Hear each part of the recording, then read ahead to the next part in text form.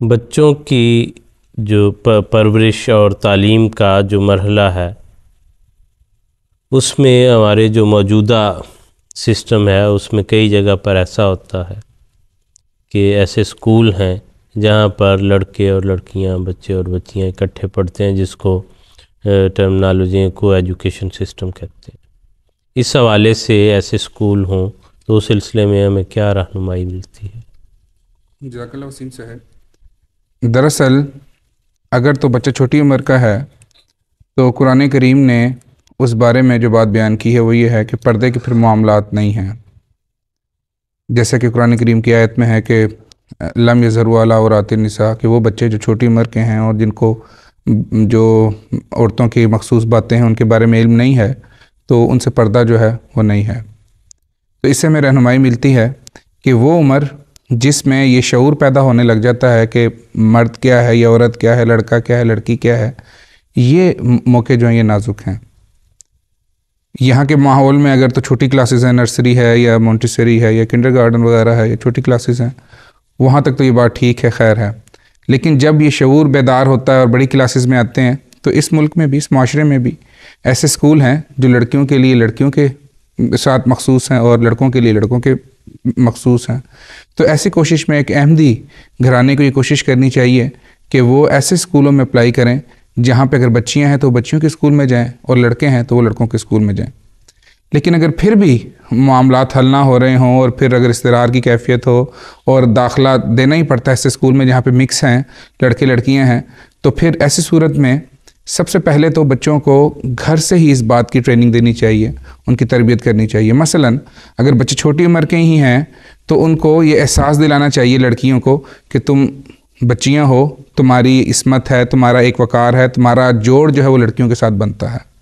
اور جو لڑکے ہیں ان کو اس چیز کا احساس دلانا چاہیے، اگر رشتہ دار آ رہے ہیں اور بچے آ رہے ہیں، دوست آ رہے ہیں، تو ان کو یہ چیز باور کروانی چاہیے کہ تم لڑکے ہو اور تمہارا جو ہے وہ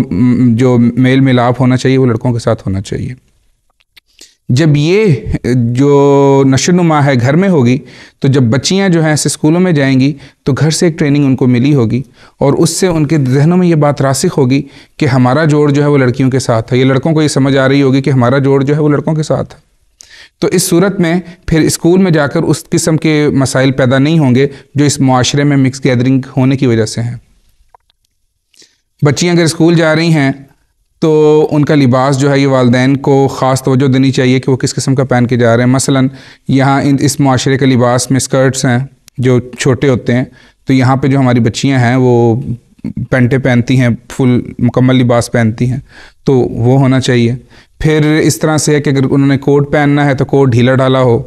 ایسا نہ ہو کہ وہ چست ہو اور جسم کے اعضاء اس پہ سے نظر آ رہے ہوں۔ بچیاں جب جائیں تو ان کو یہ سمجھایا جائے کہ نظر کا پردہ سب سے ضروری ہے، اور یہی بات لڑکوں کو بھی سمجھانی چاہیے کہ نظر کا پردہ ہے۔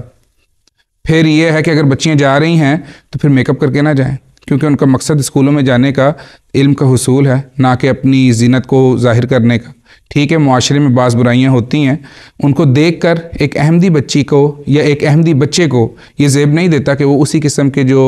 معاشرے میں رنگ ہوتے ہیں ان کو اپنانا شروع کر دے۔ مثلا بچوں کے بال ہیں تو ہمارے بچے بھی پھر اسی قسم کے عجیب و غریب سے بال رکھنا شروع کر دیتے ہیں۔ یہ والدین کی ذمہ داری ہے کہ بچوں کو سمجھائیں کہ یہ ہمارا شعار نہیں ہے، ہمارا شعار وہی ہے کہ جس سے انسان جو ہے وہ مناسب لگے، معزز لگے، جو اس کو زیب دیتی ہو، اور یہی بات پھر بچی کے لیے بھی ہے۔ تو والدین مستقل طور پر بچیوں کو یہ چیزیں سکھاتے چلے جائیں اور بچوں کو بھی یہ چیزیں سکھائیں۔ پھر ایک بات مجھے یاد آ رہی ہے کہ حضرت خلیفۃ المسیح الخامس ایدہ اللہ تعالیٰ بنصر العزیز ایک دفعہ کینیڈا گئے ہوئے تھے اور وہاں پہ بچیوں کے ساتھ حضور کی کلاس ہوئی، تو حضور نے ایک بات جو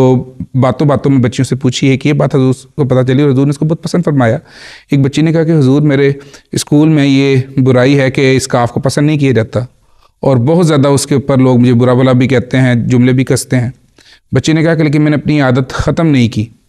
اور کہتے ہیں کہ وہ بچی کہتی ہے کہ میرے ساتھ ایک میری سہیلی تھی، اس کو میرے اسکارف کی عادت پسند تھی، اور پھر جب وہ گئی ہے بازار تو اس نے اپنی والدہ کو کہا کہ مجھے اسکارف لے کے دیں، اور پھر اس نے اسکارف پہننا شروع کر دیا۔ تو بات یہ ہے کہ جو تربیت والدین نے بچوں کو دی ہے اس کے اوپر کمپرومائز نہیں ہوا، اور اس کی اچھی چیز کو دیکھ کر ایک اور بچی کو اس بات کی طرف ترغیب ملی کہ اس نے بھی اسکارف پہنا، اور حضور نے اس بات کو بہت پسند کیا، اور حضور نے کہا کہ تم تو انعام کی مستحق ہو۔ تو وہ معاشرہ جس میں خاص طور پر یہ جو معاشرہ ہے جس میں اگر والدین توجہ کریں، بچوں کو یہ بات سکھائیں، سمجھائیں، ان کے ذہنوں میں یہ بات راسخ کریں کہ ہمارے اقدار ہیں، کچھ ہماری حدود و قیود ہیں، ہم نے ان کو کراس نہیں کرنا، ہم نے ان کو ختم نہیں کرنا، اس کو رکھنا ہے۔ پھر یہ بھی ہے کہ اس معاشرے میں جب آپ رہ رہے ہوتے ہیں تو پھر اس کا مقصد یہ بھی نہیں ہوتا کہ آپ بالکل معاشرے میں الگ نظر آ رہے ہوں۔ بعض معاملات میں ایسا بھی ہوتا ہے کہ آپ کو بات کرنی پڑ جاتی ہے، بات کرنی ہے تو پھر ایک وقار کے ساتھ، ایک سلیقے کے ساتھ، حدود و قیود میں رہتے ہوئے لڑکوں سے بات بھی ہو سکتی ہے، لڑکیاں کر رہی ہیں، اگر لڑکے ہیں ان کو ضرورت پڑ رہی ہے تو پھر وہی نظر کا پردہ کرتے ہوئے یا اپنے نظروں کی حفاظت کرتے ہوئے جو بات کرنی ہے وہ کی جا سکتی ہے، اس میں ممانعت کوئی نہیں ہے۔ حضرت صاحب کی ایک بات مجھے یاد آ رہی ہے جو حضرت خلیفۃ المسیح خامس ایدہ اللہ تعالیٰ بن نصر العزیز نے 3 جولائی 2004 میں جیسے سالانہ کینیڈا کے موقع پر ایک بچی کے حوالے سے کہی، جو ہماری بچیاں اسکولوں میں جاتی ہیں اور اسکولوں میں بعض پابندیاں ہوتی ہیں۔ حضور نے فرمایا اسکولوں اور کالجوں میں بھی لڑکیاں جاتی ہیں، اگر کلاس روم میں پردہ سکارف لینے کی اجازت نہیں بھی ہے تو کلاس روم سے باہر نکل کر فوراً لینا چاہیے۔ یہ 2 عملی نہیں ہے اور نہ ہی یہ منافقت ہے۔ اس سے آپ کے ذہن میں یہ احساس رہے گا کہ میں نے پردہ کرنا ہے، اور آئندہ زندگی میں پھر آپ کو یہ عادت ہو جائے گی، اور اگر چھوڑ دیا جائے تو پھر چھوٹ بڑھتی چلی جائے گی اور پھر کسی بھی وقت پابندی نہیں ہوگی، پھر وہ جو حیا ہے وہ ختم ہو جائے گی۔ تو حیا کا پہلو جو ہے وہ مد نظر رہنا چاہیے، کو ایجوکیشن ہو لڑکوں کے لیے بھی اور لڑکیوں کے لیے بھی۔ ٹھیک ہے صاحب، بہت شکریہ، جزاک اللہ۔